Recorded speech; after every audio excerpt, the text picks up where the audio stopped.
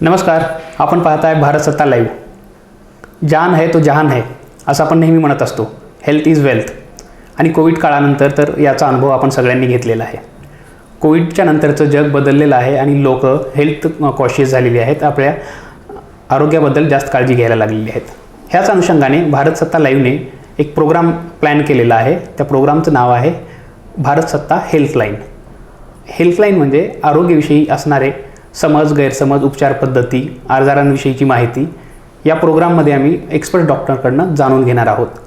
या प्रोग्रामसाठी लातूरची IMEची जी टीम आहे, सुरेखा काळे मॅडम यांची टीम, यांचं आम्हाला सहकार्य असणार आहे. आणि या कार्यक्रमाची सुरुवात, या एपिसोडची सुरुवात आम्ही करणार आहोत हृदयरोगापासून. आमच्यासोबत आहेत डॉक्टर संजय शिवपूजे सर, जे आपल्याला हृदयरोग आणि त्यासंबंधीची माहिती देणार आहेत.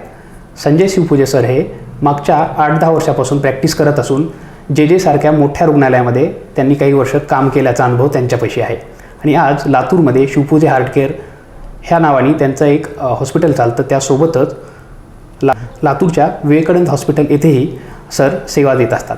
आम्ही सरांकडनं हृदयरोग आणि हृदयरोगासंबंधी सगळ्या टेक्निकल बाबींवर चर्चा करणार आहोत आणि त्यांच्याकडनं जाणून घेणार आहोत नेमकं हृदयरोग काय असतो, त्या टाळण्यासाठी काय उपाययोजना केल्या पाहिजेत आणि कोविडसारख्या या काळामध्ये हृदयरोगावरती विशेष काय काळजी घ्यायची. त्यामध्ये आपलं खूप खूप स्वागत. धन्यवाद. बेसिकली आजच्या काळामध्ये कोविडनंतरची एक आरोग्य व्यवस्थेमध्ये एक ॲव्हरेज झालेलं आहे आणि लोकांना हेल्थबद्दल थोडंसं लोक हेल्थ कॉशियस झालेले आहेत. त्या अनुषंगाने हृदयरोगाबद्दल काय सांगाल तुम्ही? काय बदल झालेला आहे आत्ताच्या आणि पूर्वीच्या परिस्थितीमध्ये? लोकांमध्ये ॲव्हरेज वाढलं आहे की नाही वाढलं आहे, काय म्हणता? हृदयरोगाच्या रुग्णांमध्ये कोरोनाच्या ह्या साथीमुळे जी काही आजाराचे प्रमाण आहे त्याची सिव्हिॲरिटी वाढलेली आहे. बरीच कोरोनाचे रुग्णामध्ये, हृदयरोगाच्या पेशंटमध्ये कॉम्प्लिकेशन रेट फार जास्त आहे. त्या लोकांना एक्स्ट्राची काळजी घेण्याची गरज आहे. आणि कोरोनाचे आजारातून जेव्हा रोगी बरे होत आहेत त्यानंतर पुढच्या बऱ्याच कालावधीमध्ये पेशंटच्या शरीरामध्ये रक्ताच्या गाठी बनण्याची टेंडन्सी फार वाढलेली असते. त्यासाठी ह्या सर्व रुग्णांना रक्त पातळ करण्याची काही औषधं सध्या आम्ही रिकमेंड करतो. मेनली इकोस्प्रिन म्हणजे अँटीप्लेटलेट औषध आहे हे, जे रक्त पातळ ठेवतं, जे हृदयरोगाच्या पेशंटमध्ये आपण वापरतो. हे कोरोनाच्या रुग्णांमध्ये रुटीनली आजकाल वापरण्यात येत आहे. सोबतच ज्या रुग्णांना सोबत न्यूमोनिया होऊन ऑक्सिजनची मात्रा फार कमी झालेली असते अशा रुग्णांमध्ये अँटीकोआग्युलेशन म्हणजे रक्त पातळ करण्याची काही स्ट्रॉंग औषधं ती पण आम्ही रिकमेंड करतो आहे, जेणेकरून पुढील 3 ते 6 महिन्यामध्ये आजाराच्या कालावधीमध्ये पेशंटच्या हृदयाला आणि मेंदूला रक्ताच्या गाठी बनून काही त्रास उद्भवणार नाही आणि सोबत फुफ्फुसाची पण थोडी निगा राखली जाईल. सर, बेसिकली हृदयरोगाची मोजकी कारणं काय आहेत? हृदयरोगाची कारणे जर आपण पाहायला गेलात तर काही कारणे आम्ही सांगतो की जी आपण बदलू शकत नाही, जसं की वाढतं वय आहे किंवा अनुवंशिकता आहे. आपले एशियन म्हणजे इंडियन लोक जे आपण म्हणतो, इंडियन पॉप्युलेशन, हे जेनेटिकलीच हाईटमध्ये कमी असतात, उंचीने कमी असतात. आपलं काही जेनेटिक रिस्क आहे आपल्या लोकांची. ही कारणं जी आहेत ही बदलता येत नाहीत. सोबत काही इतर आजार आहेत जसं blood pressure, sugar, diabetes, metabolic syndrome किंवा व्यायामाचा अभाव, जीवनशैलीतला ताणतणाव, ही सगळी कारणं जी आहेत जी आपण बदलू शकतो. वाढलेलं चरबीचं प्रमाण किंवा कोलेस्ट्रॉलचं प्रमाण, ही कारणं आहेत ज्याच्यामध्ये हृदयविकार होण्याची चान्सेस वाढतात आपले. अशात सडन कार्डियक डेथचं प्रमाण वाढलेलं दिसतंय. नेमकं सडन कार्डियक डेथची कारणं काय असावीत? Sudden cardiac death lemon terminology किंवा जनरल लोकांमध्ये दोन्हीला हार्ट अटॅकच संबोधलं जातं. पण हार्ट अटॅक म्हणजे हृदयाच्या एखाद्या 3 मेन रक्तवाहिन्यापैकी एखाद्या रक्तवाहिनीला जेव्हा रक्तपुरवठा काही कारणास्तव, जी कारणं आत्ता आपण डिस्कस केली, ह्याच्यामध्ये अडथळा निर्माण होतो आणि हृदयाला रक्तपुरवठा होणं कमी होतं आणि ती बाजू कमजोर व्हायला लागते, त्याला आपण हार्ट अटॅक असं संबोधतो. सडन कार्डियक डेथ म्हणजे अचानक काही क्षणांमध्ये किंवा मिनिटांमध्ये हृदय पूर्णपणे काम करणं बंद करतं आणि त्यामुळे हृदयापासून पूर्ण शरीराला जो रक्तपुरवठा होतो त्यातले मेन अवयव जे आहेत ते मेंदू आहे. मेंदूला अचानक रक्तपुरवठा खंडित होतो आणि काही क्षणामध्ये मनुष्य बेशुद्ध होतो आणि जर लगेच उपचार नाही भेटले तर ते पेशंटच्या जीवावर बेततं. हा सडन कार्डिॲक डेथचा जो प्रॉब्लेम घडतो हा 90% वेळा हे बेसिकली हृदयाची गती जी असते ती एकदम जास्त वाढल्यामुळे किंवा एकदम कमी झाल्यामुळे हा इलेक्ट्रिकल इव्हेंट आहे. जसं पावसाळ्यात वीज कडकडते, हा एक इलेक्ट्रिकल इव्हेंट आहे. ह्याच्यामध्ये प्रेडिक्टॅबिलिटी कमी असते, परंतु हा इलेक्ट्रिकल इव्हेंट आहे आणि ह्याचा इन्सिडन्स जो आहे जनरल पॉप्युलेशनमध्ये 1,00,000 ते 2,00,000 लोकांमध्ये एखाद्याला हे घडू शकतं. जरी जनरली ह्याला हार्ट अटॅकच संबोधत असले तर ह्याची कारणं पण वेगळी आहेत आणि ह्याची उपचार प्रणाली पण वेगळी आहे आणि हे लाईफ थ्रेटनिंग आहे. ह्याच्यामध्ये मॅक्झिमम जे पॉप्युलेशन जे आहे घडतं हे ते 30 ते 40 वर्ष वयोगटातले पुरुष किंवा स्त्रिया असतात. सर, हे नेमकं काय कारण आहे त्याच वयोगटातील लोकांना होण्याचं? असं काही स्पेसिफिकेशन झालं आहे का अजून काही? याची कारणं वेगवेगळी आहेत, परंतु अनुवंशिकता हृदयाच्या इलेक्ट्रिक सिस्टीममधले काही दोष असतील हे जनरल पॉप्युलेशनमध्ये रिस्क फॅक्टर आहे. हृदयाचे आजार असणे, जन्मतः हृदयाचे आजार असणे किंवा हार्ट अटॅक आलेला असणे, हार्ट वीक असणे, अशा रुग्णांमध्ये याचं प्रमाण जास्त असतं सडन कार्डिॲक डेथचं. पण हे साधारण 30 ते 50 या वयोगटामध्ये कॉमनली पाहायला मिळतं. ओके. हार्ट अटॅक आणि सडन कार्डिॲक डेथ यातला आपण फरक सांगितला, दोन्हीच्या उपचार पद्धती पण वेगवेगळ्या सांगितल्यात. तर हार्ट अटॅकमध्ये सपोज एखाद्या पेशंटला हार्ट अटॅक आला, हे कसं ओळखायचं? हार्ट अटॅकमध्ये जे सगळ्यात आम्ही 3 बेसिक गोष्टी सांगतो, म्हणजे छातीमध्ये किंवा पाठीमध्ये जडपणा येणे, जसं आपण दगड ठेवल्यासारखं जडपणा येते, किंवा जळजळ होणे, जसं उलटी केल्यावर छातीमध्ये जळजळ वाटते. ही साधारण लक्षणं आहेत की हात जड पडणे, जे अचानक सोबत घाम येणे, धाप लागणे किंवा डोळ्यासमोर काळोख येणे, ही 4-5 लक्षणं हृदयविकाराची लक्षणं आहेत. ह्याच्यामधली कुठलीही लक्षणं आढळल्यानंतर सर्वप्रथम आपण रेस्ट करणं गरजेचं आहे. आपण कुठल्याच गोष्टीचं गडबड करायचं नाही आणि जितक्या जवळचं दवाखाना आहे उपलब्ध तिथे जाऊन छातीचं पट्टी ECG काढणं गरजेचं आहे. त्याच्यावरती आपल्याला कल्पना येऊ शकते की हृदयविकाराचा झटका आहे की नाही.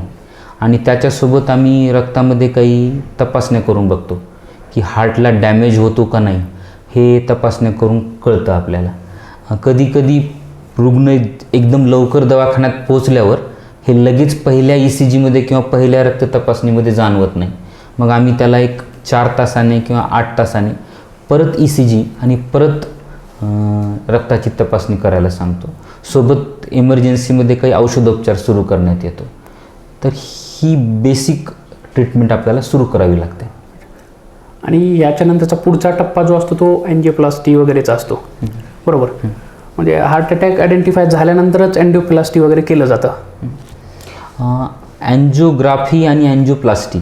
अँजिओग्राफी म्हणजे आपण तपासणी करून बघतो की काही ब्लॉकेजेस आहेत का, आणि अँजिओप्लास्टी म्हणजे ती ब्लॉकेज किंवा बायपास सर्जरी म्हणजे ती ब्लॉकेज काढण्याची उपचार प्रणाली झाली. जेव्हा एखाद्या वेळेस हृदयविकाराचा झटका येतो त्यावेळेस 2 गोष्टीचं कॉन्ट्रीब्युशन असतं. एक म्हणजे ब्लॉकेज असतो, जे आपण आत्ता कारणं डिस्कस केली, या कारणामुळे शरीरामध्ये हळूहळू तयार होतो. ती स्लोली प्रोग्रेसिव्ह प्रोसेस आहे. आणि त्याच्यामध्ये अचानक समजा घरामध्ये काही फंक्शन झालं किंवा काही फायनान्शियल किंवा फॅमिली स्ट्रेस आला किंवा ट्रॅव्हल झालं किंवा शुगर एकदम अनकंट्रोल झाली, असे काही स्ट्रेस फॅक्टर ॲड ऑन झाले, काही व्यावहारिक असतात, काही पर्सनल असतात, आणि त्यामध्ये तो जो काही ब्लॉक असतो त्या ठिकाणी रक्ताची गुठळी बनते. तो ब्लॉक रप्चर होतो आणि त्यामध्ये रक्ताची गाठ बनते. ही जी रक्ताची गाठ बनते ही अचानक बनते. तर ही जी बनलेली गाठ असते त्यामुळे रक्तपुरवठा खंडित होतो आणि मग हार्ट अटॅक येतो. तर ह्या सिनारिओमध्ये सर्वप्रथम आपण त्या पेशंटला आधी स्टेबल करण्यासाठी काही रक्त पातळ करायची गोळ्या, औषधं आणि इंजेक्शनं देतो. आणि मग त्यांच्या नंतर पेशंटला अँजिओग्राफी करून बघतो. बाहेरचे जे रिपोर्ट आहेत जे की आम्ही ECG किंवा 2D इको किंवा काही रक्ताचे रिपोर्ट बघतो, ह्याच्यावरून एक ओव्हरऑल अंदाज येतो आपल्याला की पेशंटला आजाराचं प्रमाण किती असेल आणि ह्याला ब्लॉकेज असतील का नाही ते. आणि त्यानंतर मग आपण अँजिओग्राफी करून चेक करतो. जेव्हा आपल्याला हे कन्फर्म होतं की हा हृदयविकाराचा झटका आहे, त्यावेळेस आपल्याला अँजिओग्राफी करून बघणं गरजेचं आहे. आणि शक्य असेल तर ते जितकं लवकर आपण बघू तेवढं आपल्याला लवकर त्याचं कल्पना येते की आजाराचं प्रमाण किती आहे. आणि त्याच्यासाठी आपण पेशंटचं हार्ट कमजोर होऊ नये किंवा त्याच्यामध्ये पंपिंग कमी होऊ नये म्हणून त्याला काही आपण मदत करू शकतो का, ती नस ओपन करून त्या पेशंटचं हार्ट प्रोटेक्ट करू शकतो का, हे जेवढं आपण लवकर करू तेवढं पेशंटसाठी ते बेनिफिशियल असतं. सर, आत्ता जो उल्लेख झाला अँजिओप्लास्टीचा आणि अँजिओग्राफीचा, तर अँजिओग्राफी करायची प्रायोरिटी कसं ठरली जाते? आता आपण जसं बोलत होतो हे आपण हार्ट अटॅकच्या रुग्णाबद्दल बोलत होतो. जर आपल्याला हे कळालं की आपल्या पेशंटला हृदयविकाराचा झटका आलेला आहे, हे कन्फर्म झालं. कसं कन्फर्म होतं? त्याची काही लक्षणं असतात, त्याच्या छातीच्या पट्टीमध्ये ECGमध्ये काही बदल दिसतात, सोबत त्याचं जे इको आणि रक्ताच्या तपासण्यामध्ये हृदयाला डॅमेज होत असल्याची लक्षणं दिसतात. म्हणजे साध्या शब्दात सांगायचं म्हणजे हृदयाचं पंपिंग कमी होत चाललं आहे. रक्तामध्ये CPK-MB आणि ट्रोपोनिन नावाच्या 2 तपासण्या करून बघतो आम्ही, त्या वाढलेल्या आहेत. आणि ECGमध्ये कंटिन्युअस बदल येत चाललेत. सकाळी काढलेला ECG वेगळा आहे, दुपारी वेगळा आहे. आणि पेशंटचं दुखणं चालू आहे. दुखणं चालू आहे म्हणजे त्याच्या हार्टला कुठंतरी डॅमेज व्हायला सुरुवात आहे. ह्या 3-4 गोष्टीची जेव्हा सांगड बसते तेव्हा आम्ही म्हणतो की ह्याला हृदयविकाराचा झटका आलेला आहे. जेव्हा हृदयविकाराचा झटका आलेला आहे असं आम्ही संबोधतो, त्यावेळेस आपल्या बाजूनं जितकं लवकर शक्य आहे तेवढं लवकर डॉक्टरही तसा सल्ला देतात आणि आमचं पेशंटकडूनही असं असणं आवश्यक आहे की जितकं लवकर शक्य आहे तेवढं अँजिओग्राफी करून बघणे. पण बऱ्याच वेळा काय होतं, हे दुखण्याची वेगळी कारणं पण असू शकतात. कुणाला मानेच्या मणक्यामध्ये त्रासामुळं छातीत दुखू शकतं, कुणाला ॲसिडिटीमुळं दुखू शकतं. ते जोपर्यंत आपण काही बेसिक चाचण्या करत नाही तोपर्यंत आम्हीही सांगू शकत नाही. कधी एक्सरे करावा लागतो, सोबत काही तपासण्या. समजा हे सगळे रिपोर्ट जे मी सुरुवातीला सांगितले 3-4 ECG, 2D इको आणि बाकीच्या रक्ताच्या तपासण्या, हे सगळ्या नॉर्मल जर आल्या असल्या, ह्याच्यामध्ये हृदयविकाराची लक्षणं काही आढळली नाहीत, तर त्यावेळेस थोडंसं डिफिकल्ट जातं डिसिजन घ्यायला आपल्याला. ज्या पेशंटला हृदयविकाराचा झटका आला आहे त्याला आपल्याला लवकरात लवकर अँजिओग्राफी करून घ्यायची आहे. आणि ज्याला आलेला नाही रिपोर्टमध्ये सुरुवातीच्या प्राथमिक तपासण्यामध्ये, त्यांना डॉक्टरच्या सल्ल्यानुसार लगेच किंवा 2-5 दिवसामध्ये स्ट्रेस टेस्ट करावी असते. स्ट्रेस टेस्ट जर निगेटिव्ह असेल तर आपल्याला अँजिओग्राफीची गरज पडत नाही. जर पॉझिटिव्ह आहे तर म्हणजे आपल्याला ब्लॉकेज असण्याची शंका फार जास्त आहे, दाट आहे, तर मग त्यावेळेस आपल्याला अँजिओग्राफी करायची गरज पडते. याचा अँजिओग्राफीची गरज नाही म्हणजे पेशंटला ती जे आपण रिस्क फॅक्टर डिस्कस केले, BP, शुगर, कोलेस्ट्रॉल, जीवनशैली, हे सगळं रेक्टिफाय करायचंच आहे. हे सगळ्याची ट्रीटमेंट आपल्याला लागणारच आहे. फक्त हृदयविकाराचा झटका आलेला नाही आणि मेजर ब्लॉकेजची काही लक्षणं नाही आहेत म्हणून आपल्याला अँजिओग्राफी त्यावेळेस स्ट्रेस टेस्ट निगेटिव्ह असताना आपली अँजिओग्राफी टळते. आणि स्ट्रेस टेस्ट पॉझिटिव्हच्या पेशंटला आम्ही इमर्जन्सी असं सांगत नाही. जनरली स्ट्रेस टेस्ट पॉझिटिव्ह असलेल्या पेशंटला आम्ही इमर्जन्सी म्हणून सांगत नाही. अशा पेशंटला आपण वेळ घेऊन अँजिओग्राफी करू शकतो. पण हृदयविकाराचा झटका आला असेल तर मात्र आपल्याला 100% लगेच करून बघणं गरजेचं आहे. सर, हे सगळं आयडेंटिफाय झालं की आपल्याला हृदयरोग वगैरे आलेला आहे, तर कधी कधी सल्ला येतो की बायपास करावा, कधी कधी अँजिओप्लास्टी करावी. तर असे वेगवेगळे सल्ले कशामुळे येतात आणि यातला बेसिक फरक काय असतो? काही बेसिक थंब रूल आहेत. म्हणजे समजा जर 3 नसा असतात हृदयाला, त्यामधल्या कुठल्या तरी एका आर्टरीमध्ये आपल्याला आजार होऊन हृदयविकाराचा झटका येतो. पण कधी कधी काय होतं की त्या आर्टरीजसोबत इतर आर्टरीजमध्ये पण आजार स्प्रेड झालेला असतो. खास करून डायबेटिक रुग्णांना, शुगरच्या पेशंटला किंवा वय वाढलेल्या रुग्णांना मल्टीव्हेसल डिसीज म्हणतो आम्ही. म्हणजे बऱ्याच ठिकाणचे ब्लॉकेजेस असतात. साधारणपणे 3 ते 5 ब्लॉकेजेस असू शकतात. हा एक विषय आहे. आणि दुसरा विषय आहे की जेव्हा मेन आर्टरीमध्ये डिसीज असतो, लेफ्ट मेन म्हणतो आम्ही, त्या आर्टरीमध्ये जेव्हा डिसीज असतो तिथे ॲनाटॉमी बऱ्याच वेळेस अँजिओप्लास्टी म्हणजे स्प्रिंग टाकून ती आर्टरी आम्ही दुरुस्त करतो. तर अँजिओप्लास्टीला ती सुटेबल नसते. अशा सिच्युएशनमध्ये आपण बायपास सर्जरीचा सल्ला देतो. ज्यावेळेस अटॅक आलेल्या एकाच नसमध्ये 99% किंवा 100% ब्लॉक असतो, त्यावेळेस जवळपास सर्वच पेशंटचा आपला सल्ला हा अँजिओप्लास्टी हाच येतो. काही पेशंट ग्रे झोनमध्ये येतात, म्हणजे आजाराचं प्रमाण जास्त पण आहे, पण 2-3 स्टेंट टाकून आपण त्या पेशंटला अँजिओप्लास्टी पण करू शकतो.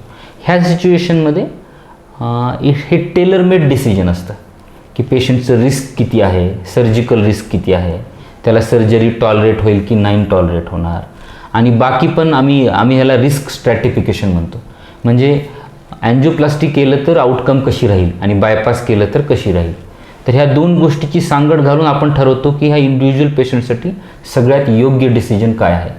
पण जनरली जेव्हा मल्टीव्हेसल अँजिओप्लास्टी म्हणजे एकापेक्षा जास्त ब्लॉक असताना करावयाची अँजिओप्लास्टी आणि बायपास सर्जरी, ह्या दोन गोष्टी ज्यावेळेस ब्लॉकेजेस 3 किंवा 3पेक्षा जास्त असतात किंवा मेन नसमध्ये ब्लॉकेज असतो, लेफ्ट मेन म्हणतो आम्ही, त्यावेळेस हे ऑप्शन दोन्हीपैकी एक आपण विचार करू शकतो.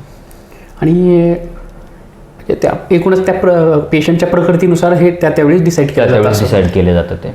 सर, आजच्या घडीमध्ये भारतात किंवा आपल्या लातूरमध्ये म्हणा, हृदयरोगासाठी प्रचलित असणाऱ्या पद्धती कुठल्या कुठल्या आहेत?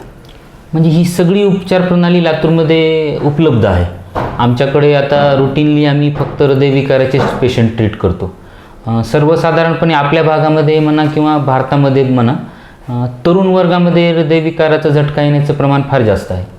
आमच्या दृष्टीनं तरुण म्हणजे 60 वर्षापेक्षा 65 वर्षापेक्षा कमी वयाचे रुग्ण. आम्ही रुटीनली 25-30 वर्षापासून हृदयविकाराचे झटका आलेले पेशंट पाहतो. तर त्यांचं एमर्जन्सीमध्ये त्यांना आपण काही रक्त पातळ होण्याची औषधं देतो. थ्रोम्बोलिसिस असं संबोधण्यात येतं त्याला, म्हणजे जी नस 100% बंद झाली आहे त्याला इंजेक्शन देऊन ती नस खुली केली जाते. त्यानंतर त्याचं अँजिओग्राफी करून आपण अँजिओप्लास्टी करून त्याचं नस ओपन करतो. समजा जर आत्ता आपण डिस्कस केल्यासारखं समजा ब्लॉकेजेस फार जास्त असते किंवा ॲनाटॉमी जी काही त्यांची रचना आहे, शारीरिक रचना, ती अँजिओप्लास्टीसाठी सुटेबल नाही आहे, तर त्यावेळेस मग आपण बायपास सर्जरीचा सल्ला देतो. ही सगळी उपचार प्रणाली सद्यस्थितीला लातूरात उपलब्ध आहे आणि रुटीनली गरजू पेशंट ना ती उपलब्ध आहे, रुटीनली ती घेतात पण पेशंट आपल्याकडे.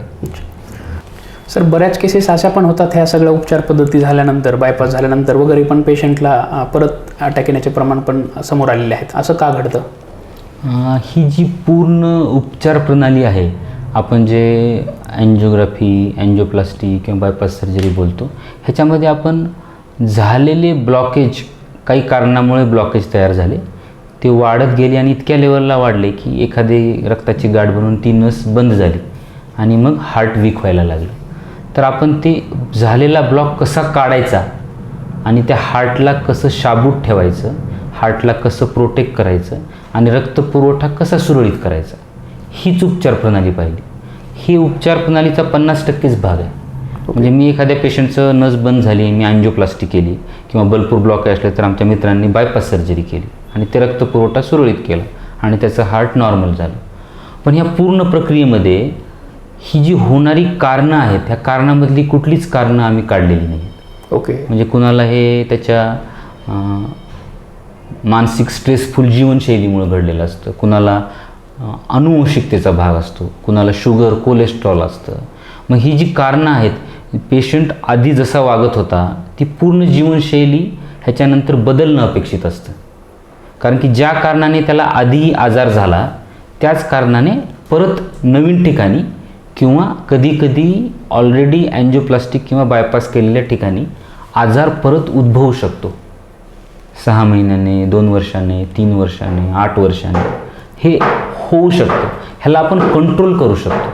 म्हणून पेशंटसाठी सगळ्यात महत्त्वाचं काय असतं की हे घटना घडल्यानंतर जो काही रिकव्हरीचा फेज असतो, म्हणजे 10-15 दिवस ते 1.5 महिना हा रिकव्हरी फेज असतो पेशंटचा, किती मेजर अटॅक आहे आणि किती मेजर ऑपरेशन झाले त्याच्यात. त्यानंतर त्याला रोजचं नियमित व्यायाम करणे, जीवनशैली पूर्ण बदलणे आणि काही औषधं आम्ही नवीन सुरू करतो. रक्ताची गाठ होण्याची टेंडन्सी म्हणून रक्तपातळ होण्याची औषधं असतात किंवा शुगरची काही औषधं लागतात पेशंटला, शुगरच्या पेशंटला ब्लॉकेज होऊ नये म्हणून काही औषधं असतात. ही औषधं नियमितपणे घेणं फार गरजेचं असतं. जर ह्या 3 गोष्टी व्यवस्थित फॉलो केल्या, म्हणजे वेळेवर औषधं घेतली जीवनशैली आहार बदललं आणि रोजचं जर व्यायाम केलं ना, तर मेजॉरिटी पेशंटला परत त्रास लवकर उद्भवत नाहीत. पण शेवटी कसं आहे, वय वाढत जाणार आहे. बऱ्याच वर्षानंतर, 8 वर्षानंतर, 12 वर्षानंतर, 15 वर्षानंतर हे सगळं फॉलो करूनसुद्धा डिसीज प्रोग्रेस होऊ शकतो. जी नॅचरल हिस्ट्री ऑफ डिसीज म्हणतो आम्ही, म्हणजे आजाराचं पुढे काय होईल, हा आजार नियंत्रणात राहू शकतो आपण ह्या सगळ्या गोष्टी डॅमेज कंट्रोल, अँजिओप्लास्टी आणि बायपास सर्जरीमध्ये आपण डॅमेज कंट्रोल करतो, हार्टला प्रोटेक्ट करतो आणि हार्टचा रक्तपुरवठा सुरळीत करतो. त्यानंतर तो कायमस्वरूपी तसा राहावा म्हणून आपल्याला जीवनशैली बदलणं गरजेचं असतं, रोजचं व्यायाम करणं गरजेचं असतं आणि वेळोवेळी काही चाचण्या करून औषधोपचार वेळच्या वेळेवर घेणं गरजेचं असतं. हे सगळं फॉलो केलं तर रिकरन्स रेट कमी राहतो, म्हणजे परत त्रास होण्याचे चान्सेस कमी असतात. तरी पण अँजिओप्लास्टी केल्यानंतरसुद्धा आम्ही स्टेंट थ्रोम्बोसिस म्हणतो, म्हणजे 100मध्ये एखाद्या दुसऱ्या रुग्णाला लगेचच परत हृदयविकाराचा झटका येण्याची भीती असते किंवा 5 ते 7% रुग्णांना परत त्याच ठिकाणी किंवा नवीन ठिकाणी वर्षभरात ब्लॉकेज होण्याची रिस्क असते. ही प्रोसिजरची इनबिल्ट रिस्क आहे. जेव्हा आम्ही 100 पेशंट ट्रीट करतो त्यामध्ये ही रिस्क असते आणि याची कारणंच ही आहेत की आपण जो काही उपचार करतो त्यामध्ये आपण फक्त ब्लॉकेज काढून रक्तपुरवठा सुरळीत करतो आणि हार्टला प्रोटेक्ट करतो, पण नंतर त्याची बॉडी कशी रिॲक्ट करते, त्याचे रिस्क फॅक्टर कसे राहतात, ह्या अनेक गोष्टीवर ह्या गोष्टी अवलंबून असतात. जे मेजॉरिटी असे पेशंट आम्ही ऐकतो की ज्यांना रिकरन्स झाला, म्हणजे लवकर रिकरन्स झालं, म्हणजे 6 महिने ते वर्षभरामध्ये परत त्रास झाला, त्याच्यामध्ये जर व्यवस्थित शोध घेतला तर मेजॉरिटी वेळेस काही पेशंटची अशी भावना असते की आता माझं ऑपरेशन झालं आहे, आता मी परफेक्ट झालो आहे, त्यामुळे मला आता काही औषधं घेण्याची गरज नाही. किंवा काही रुग्ण असे पण आहेत की ते म्हणतात आता सगळं ब्लॉकेज वगैरे काढले, आता मला काय म्हणजे तंबाखू, सिगरेट, त्यांच्या सगळ्या सवयी परत चालू झालेल्या असतात आणि काही कारणास्तव त्रास नाही म्हणून किंवा गरज नाही म्हणून किंवा आर्थिक बर्डन पडते म्हणून औषध गोळ्या बंद होतात पेशंटच्या आणि ह्याच्यामध्ये मग पेशंटला आजाराचं परत रिकरन्स होऊन जातो. ओके सर, एकूणच आपण सगळं सविस्तर हृदयरोगांबद्दल बोललो आणि उपचार पद्धतीबद्दल बोललो आणि त्याच्या कारणांबद्दल पण बेसिकली आपण बोललेलो आहोत. पण हे सगळं टाळता यावं यासाठी काय मेजर प्रिकॉशन घेतले पाहिजेत किंवा काय केलं पाहिजे जेणेकरून हे सगळं टाळता येईल, ऑपरेशन्स टाळता येतील? आपण जसं त्याची कारणाबद्दल बोललो तसं म्हणजे हृदयविकाराचा झटका पहिल्या लक्षण म्हणून हृदयविकाराचा झटका आला असं सुद्धा बऱ्याच वेळा घडत असतं. तर हे टाळण्यासाठी काही बेसिक कन्सेप्ट आहेत. म्हणजे जनरली 30-40 नंतर पुरुषांचं आणि 40-50 नंतर स्त्रियांचं एकदा सर्वंकष तपासणी करून घ्यायला पाहिजे. BP किती आहे, कोलेस्ट्रॉल किती आहे, शुगर किती आहे, त्यांचं स्ट्रेस टेस्ट करायचा सल्ला देतो आम्ही.